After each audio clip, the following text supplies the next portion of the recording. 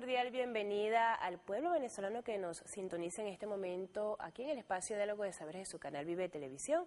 Vamos a recordar nuestras redes sociales, es importante que interactúen con nuestras redes sociales, es la www.vive.gov.be y nuestro Twitter, @vivepiso televisión. Hoy hemos traído a Miguel Antonio Jaimes Niño, él es politólogo, magíster en ciencias políticas y doctor en gerencia. Vamos a hablar acerca de ese pensamiento petrolero de Hugo Chávez.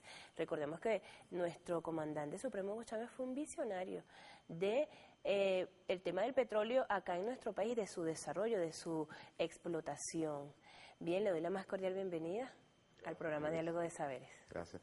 Es importante, ¿no?, notar algo, ¿no?, que Hugo Chávez llega como aquellos hechos históricos que suceden cada 100 años, como el poema de Pablo Neruda, que tantas veces él lo citó. Y me refiero a que Hugo Chávez llega 100 años después del primer mandatario venezolano que en 1899, Cipriano Castro, el Cabito, se enfrentó por vez primera a las transnacionales del petróleo y fue derrocado por ellas. Ese fue nuestro primer presidente constitucional que enfrentó el poder norteamericano. Eran los predios de la New York Bermúdez Company los que financiaron a Manuel Antonio Matos y llevaron a este país a una guerra civil. Entre 1903 a 1906 se llamó la Revolución Libertadora y Cipriano Castro lanzó la Revolución Restauradora, aquella célebre frase: la plaga insolente del extranjero ha osado ya nuestras costas, cuando el embargo de buques franceses en el lago de Maracaibo. Y 100 años después llega Hugo Chávez, el 2 de febrero de 1999, 100 años después de aquel mandatario, y también se enfrentó al poder petrolero, igual que lo hizo Medina Angarita en el del 41 al 45, Rómulo Gallegos del 45 al 48, la Junta de Gobierno, donde estaba Jóbito Villalba, Pérez Jiménez del 48 al 52, y Carlos Delgado Chalbó, el 3-4 de noviembre del año 50 fue asesinado Chalbó, cuando también intentó ponerle freno y control a las transnacionales petroleras. Y Pérez Jiménez perdió el apoyo militar de los Estados Unidos cuando modificó la ley de hidrocarburos y redujo el secreto de la perpetuidad financiera de las transnacionales, lo bajó a 3 años, y creó Pequiven. Sí, del 58 al 99, lo que fue toda la Cuarta República, vivió en paz con el estamento petrolero, hasta que llegó Hugo Chávez. Lanzó la nueva ley de hidrocarburos y eso hizo que las transnacionales petroleras conspiraran para derrocarlo, como el golpe de Estado del 2002 y el paro petrolero. Sí, señor. Bueno, un poco nos paseamos por esa historia, ¿verdad?, que se ha desarrollado en torno al petróleo venezolano, ¿no? Una gran historia, además que muy enriquecedora. Bien, hablemos ahora acerca de cuál fue la orientación que tuvo nuestro comandante supremo Hugo Chávez acerca de esa explotación del petróleo venezolano. Hay una cita muy importante de Hugo Chávez cuando se da la explotación petrolera en Venezuela. En el año 1917, decía Hugo Chávez, se construyó la primera refinería de América Latina y por supuesto acá de nuestro país, la San Lorenzo, del municipio Baral, en la costa oriental del lago. A partir de ese primer buque petrolero que salió al mundo y nuestro crudo empezó a conocerse como el Merey y luego un compuesto que se conoce como el Tijuana, las transnacionales extrajeron de nuestro territorio, de nuestro suelo, sobre todo en el occidente, en el Zulia, 264 millones de barriles. Era el año 1917 a 1928. Eso tuvo una ganancia cercana a 300 millones de dólares. ¿Y sabes cuánto le quedó a Venezuela? En ese periodo de 11 años, era el gobierno de Juan Vicente Gómez, le quedó solamente 8 millones de dólares. Fuimos el primer productor de petróleo del mundo de 1936 hasta los años 70, con un barril a un dólar. Y cuando Edgar Sanabria, después, posterior al derrocamiento de Pérez Jiménez, ejercía funciones de gobierno, expulsó al presidente de la Shell, en el aeropuerto de Maiquetía, dijo: esto lo va a pagar muy duro Venezuela.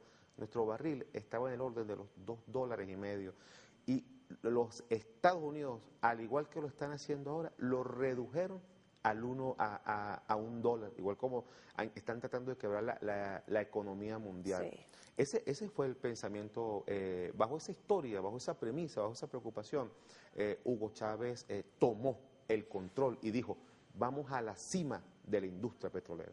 Sí, qué bueno. ¿Qué uso se le ha dado a nuestra renta petrolera en estos tiempos de revolución, Miguel? Es una discusión la cual lleva 90 años, no es nada fácil. Pero hay tres aspectos financieros muy importantes que Hugo Chávez Frías revirtió.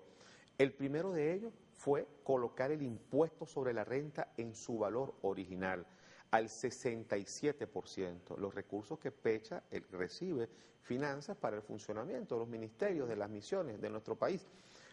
Cuando el gobierno de Rafael Caldera, el segundo gobierno del 94 al 99, el impuesto sobre la renta se redujo al 36%. Las regalías, que era un impuesto del 16%, las bajaron al 1% y en el peor de los casos a 0%, cuando el gobierno de Juan Vicente Gómez estaban en el 5%. Y los valores de exportación perdieron del año 92 al 96 más del 80% de su valor. Hugo Chávez Frías, en el 99, la primera decisión que tomó fue colocar de nuevo el impuesto sobre la renta en su precio original al 100%, un 67%, para pechar más a la empresa petrolera estatal venezolana, para seguir nutriendo el presupuesto. Las regalías las colocó de un solo tajo al 33%, luego al 50% y recuperó los valores de exportación. Llamó a la segunda cumbre de la OPEP. Cuando Chávez llegó, el precio del petróleo estaba en $9, el 2 de febrero de 1999. Para mayo ya estaba en $14 del 99 y para diciembre ya estaba en $21. Y después nos fuimos allí con la petroestrategia venezolana en bandas de $10 hasta alcanzar el pico histórico en el 2008 de $155 y mantener la cesta petrolera en $100 desde el 2008 hasta el 12 de septiembre del 2014, cuando el mundo empezó a sucumbir ante la nueva tiranía norteamericana en el control del precio del petróleo. Pero a Hugo Chávez le debemos todo eso. Le debemos todo eso, es decir, que nuestro presidente... Perdón, y algo más. Cuando Hugo Chávez llegó al poder, las reservas de Venezuela eran de 87.000 millones de barriles y actualmente son de casi 300.000 millones de barriles. Ese es el proyecto Magna Reserva, bajo exploración geosísmica y satelital, realmente recuperar las verdaderas reservas de Venezuela, y hoy en día nos las han certificado internacionalmente. Esa es la gran herencia que tenemos, y por eso es que tenemos petróleo para 300 años, mientras el mundo industrializado solamente le quedan 4 décadas de petróleo. Por eso están tan desesperados ahora. Sí, señor, y por eso se han desatado todas estas guerras por el petróleo, y Venezuela tiene reservas, bueno, para muchísimos años, gracias a nuestro comandante Hugo Chávez, que él visionó el desarrollo del petróleo venezolano y en pro sobre todo de nuestra población, usarlo, esas ganancias para desarrollar esas grandes misiones que creó. Bien, en este momento vamos a establecer una breve pausa acá en el espacio Diálogo de Saberes. Ya venimos entonces con más información.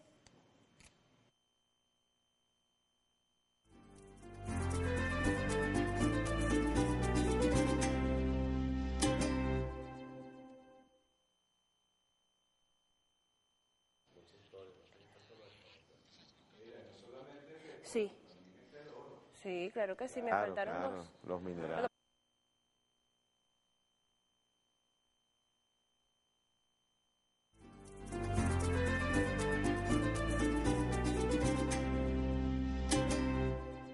Bueno, sí, seguimos conversando acerca de ese pensamiento petrolero de Hugo Chávez, Miguel.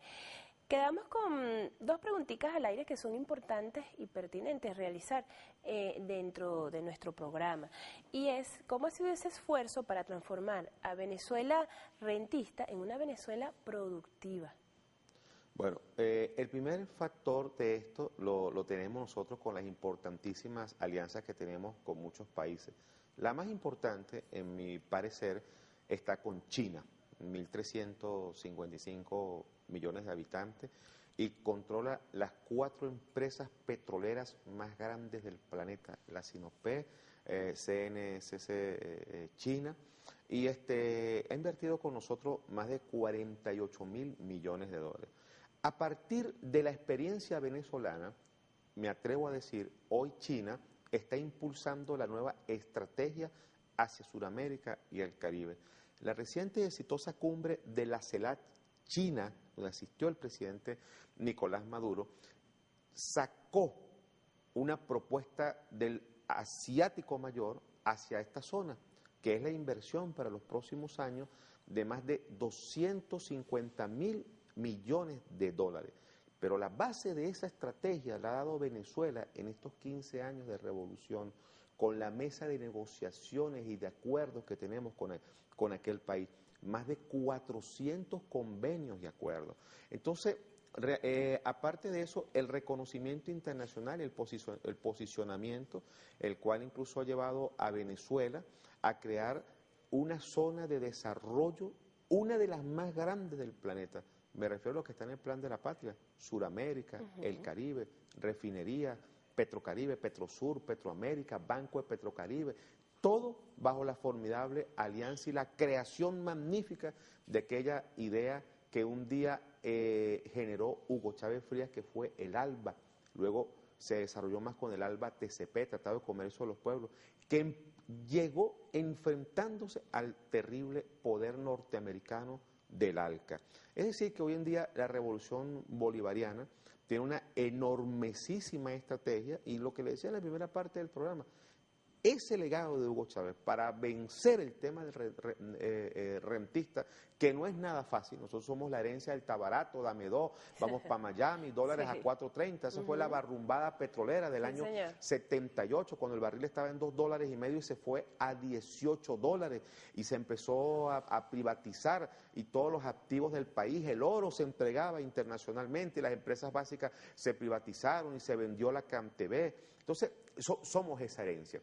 Pero hoy en día podemos sumar una serie de nuevos acuerdos de reconocimiento internacional, y que ciertamente este es otro país. ¿Qué nos ha dejado Hugo Chávez? No menos, en 15 años de revolución, no menos de 20 veces haber aumentado el sueldo mínimo a los trabajadores, todo, la cobertura de seguro social, la Constitución. En la Constitución del 61, el Estado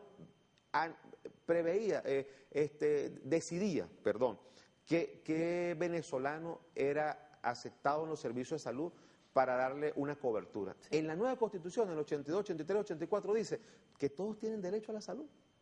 Sí, señor, qué importante eso, ¿no? Esas políticas de Estado que estuvieron siempre dirigidas a enaltecer al pueblo venezolano. Y las misiones. Las grandes misiones, sí, señor. Ahora hablemos sobre esas guerras del petróleo que se han desatado en estos últimos tiempos, Miguel. El mercado petrolero frágilmente y lamentablemente se mueve con el desarrollo geográfico de las guerras. En los años 50, el mundo tenía apenas 2.300 millones de habitantes, 55 millones de vehículos, y vivía con 10 millones de barriles de petróleo. 60 años después, en el 2010, los habitantes llegamos a 7.000 millones, el número de vehículos a 530 millones de unidades en todo el planeta, y el consumo de petróleo diariamente es de 90 millones de barriles. Pero ese año también el mundo, en esta estrella pensante, dolorosamente coronó la estadística de más enfrentamientos, de más guerras en el planeta, más países involucrados, incluso superados por todos aquellos que participaron y estuvieron involucrados en la Segunda Guerra Mundial, que dejó más de 55 millones de seres humanos asesinados. Por eso el Plan de la Patria habla de preservar la especie humana y un mundo pluripolar, multicéntrico. Ahora, esto realmente, ¿por qué? Porque las grandes reservas del planeta, en el Golfo Pérsico, en los países árabes son 22, y en el África, que son 54 naciones con 1.000 millones de habitantes, el lamentable desarrollo de su política, de su sobrevivencia, ha estado unido al factor geográfico de la guerra. Sobre todo en esta terrible nueva alianza que ha generado la OTAN, un organismo creado en 1948, conjuntamente con el aparataje militar de los Estados Unidos, los SECOM. ¿Qué es lo que quieren realmente? Palabras más, palabras menos. Controlar militarmente al mundo. Y para eso han establecido las principalísimas bases militares. La de la Yugoslavia, la de Honolulu en Hawái, en el Pacífico, la de Stuttgart en Alemania, la militarmente más armada del mundo, el Africón y la del Asia Central. ¿Para controlar qué? Las reservas de gas de Afganistán. ¿Para controlar qué? El crudo liviano, dulce, mediano del norte de Irak.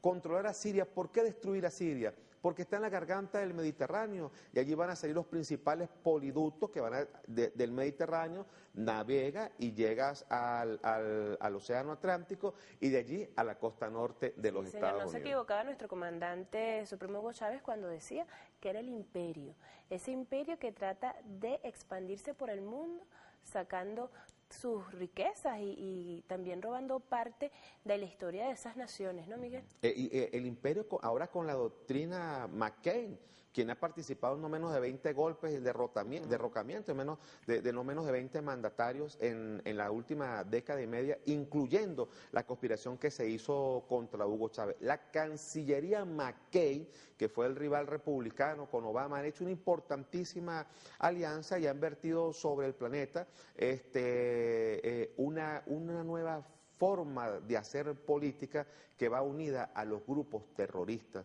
Me refiero a Nurra, a Al-Qaeda, a los yihadistas, al Estado Islámico, que hoy en día controla completamente Libia. Sí. No se sabe qué pasa allí. Libia aportaba el 0,8% del petróleo en el mundo. Ahora están llevando a Libia en Benghazi su máxima producción. Ellos son los responsables de haber retrocedido el precio del petróleo, los grupos de terroristas que suman unos 180.000 mercenarios, que tienen costos mensuales de mantenimiento de aquellos terroristas que asesinan en masa a tribus pequeñas, adversarias a ellos. Tienen en gastos un promedio de $1 billón en toda la región. Son los Blackwater, los Aguasucia, los que empezaron desde el año pasado, desde julio, agosto del año pasado, a vender crudo en el mercado internacional a $25 el barril, cuando estaba en $100. Y eso fue incidiendo para que el precio llegara a la causa que ahorita, aparte del fracking. ¿Y quién lo patentaba? Israel, el Estado sionista, quien se recuperaba económicamente para seguir ejerciendo bombardeos y matanzas en contra de Palestina, algo vulgar ante la mirada de cualquier ciudadano del planeta. ¿Y qué otra cosa han logrado con esto? Tratar de desatar una guerra islámica. Pero no lo digo yo, lo dice el Santo Padre de Roma, el Papa Francisco ha dicho y ha culpado a Francia de querer desatar una terrible guerra religiosa musulmán del mundo industrializado en esta era, en este momento. Sí, señor Miguel. Ahora hablemos acerca de ese nivel de conciencia que tienen los venezolanos acerca de nuestro petróleo. ¿Cómo evalúas tú ese pensamiento de los venezolanos hacia este producto que desarrollamos en nuestro país, que Venezuela es conocida mundialmente como un país petrolero? Ya nos quedan escasos minutos para culminar el programa. Me gustaría que nos dieras tu visión acerca de esto. Bueno, en ese tema también llevamos más de 100 años, desde que Alberto Adriani, luego Arturus Lapietri, posteriormente en 1960 Juan Pablo Pérez Alfonso, aquella trilogía de hombres conversaron y escribieron algunas importantes ideas de la siembra del petróleo. Nuestra economía, el 96%, se mueve con la entrada de dólares producto de la renta petrolera. Del todo el petróleo que hay en el planeta, Venezuela es la dueña del 21% de ese crudo. Somos fundadores de la OPEP y en la OPEP está el 86% del petróleo que hay sobre el planeta. Tenemos una gran defensa del crudo. La revolución ha creado la Universidad de los Hidrocarburos, doctorado sobre petróleo. Nosotros hemos creado un diplomado en geopolítica petrolera. También tienen una propuesta de formación, ¿no?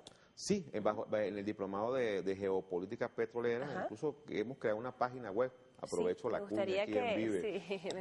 www.geopoliticapetrolera.com.be.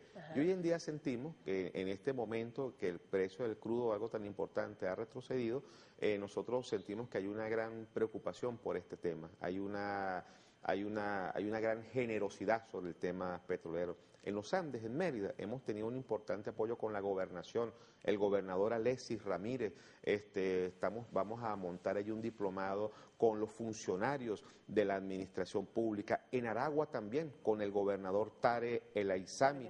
Y en el Táchira, con el gobernador Bielma Mora. Igualmente creamos el proyecto para crear la primera escuela inclinada hacia la conciencia petrolera. Hoy en día estamos hablando del compromiso espiritual de la conciencia petrolera. Ese es el primer llamamiento. Es decir, que nuestro pueblo se está formando precisamente para conocer ese vital líquido, podemos decirlo de esa manera, sí, claro, que tenemos acá en nuestro país, que es el petróleo venezolano. Eso ha movido nuestra economía, nuestra vida, nuestro futuro. Sí, señor, todo.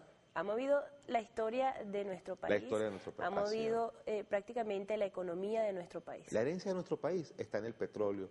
El petróleo durante muchos años y muchas décadas nos ha hundido, pero en este momento histórico lo único que nos puede salvar es el petróleo.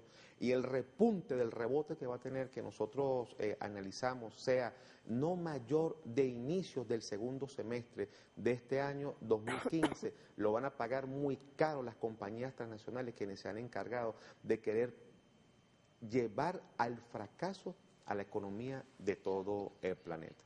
Que bueno, me gustaría entonces ya para finalizar y que en escasos segundos nos dieras y le dieras al pueblo venezolano un mensaje acerca de la conciencia que debe tener acerca de nuestro petróleo. Debemos seguir los pasos que ha dado a inicio de este año 2015 el primer mandatario nacional, Nicolás Maduro. La mayor inversión que se está haciendo en el tema petrolero es esta visita, este periplo de relaciones, de comercio, de negociaciones, de acuerdos sobre los países de la OPEP.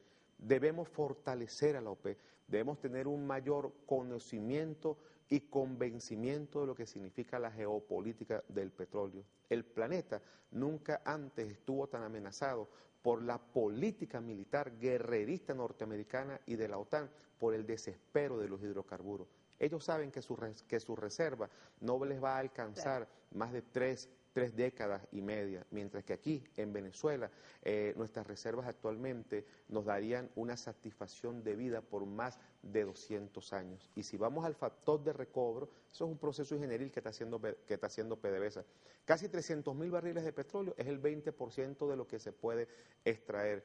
Pero el valor de retorno significa poder explotar el pozo a una profundidad del 40%. Cuando eso suceda, nuestras reservas se van a ir a más de 600.000 millones de barriles, porque la verdad de este país es que nuestras reservas son superiores al billón de barriles de petróleo, y eso es crudo por más de 600, 800 años más. Qué bueno. Bueno, de mi parte estoy muy agradecida por haber compartido este tema el día de hoy contigo. Estábamos con Miguel Antonio Jaime Niño, él es politólogo, magíster en ciencias políticas y doctor en gerencia. Nos vino a hablar acerca de ese pensamiento petrolero de Hugo Chávez y la visión que tuvo nuestro comandante del petróleo venezolano y del desarrollo de este líquido para el pueblo y que vaya en favor de todas nuestras políticas económicas y de Estado. Bien, no me queda más entonces que despedirme por el día de hoy. Les invito también que consulten las redes sociales de Vive, la www.vive.gov.be y nuestro Twitter @vivepiso televisión. No me queda más que despedirme por el día de hoy, pero invitándolos a que continúen con la excelente programación que siempre les ofrece Vive, el canal del Poder Popular.